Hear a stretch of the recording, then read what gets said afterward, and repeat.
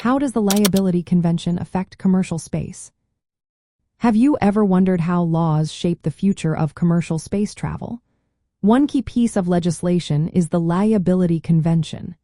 This international agreement sets the stage for how countries handle damages caused by space objects. It is especially relevant as private companies venture into space.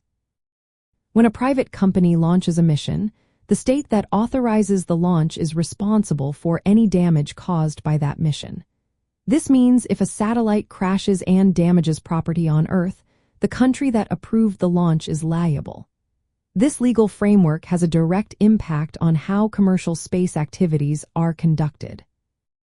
The Liability Convention outlines two main types of liability: absolute liability and fault-based liability. Absolute liability applies when damage occurs on the Earth's surface or to aircraft in flight. In this case, the launching state is fully responsible, no matter what. On the other hand, if damage happens in outer space, the state must prove that negligence or wrongful actions caused the damage. This distinction means that commercial operators must carefully plan their missions to avoid potential claims. Because the Liability Convention holds states accountable, governments often impose strict regulations on commercial space missions. This can slow down the approval process as states want to manage their risk exposure. As a result, companies need to work closely with national space agencies to ensure they meet safety and regulatory standards. The impact of the Liability Convention extends to astronaut training and mission preparation. Training programs focus on safety protocols and risk management to prevent accidents that could lead to damage claims. Mission planning also includes legal and insurance considerations to comply with international rules. This legal framework emphasizes the importance of thorough training and reliable spacecraft design.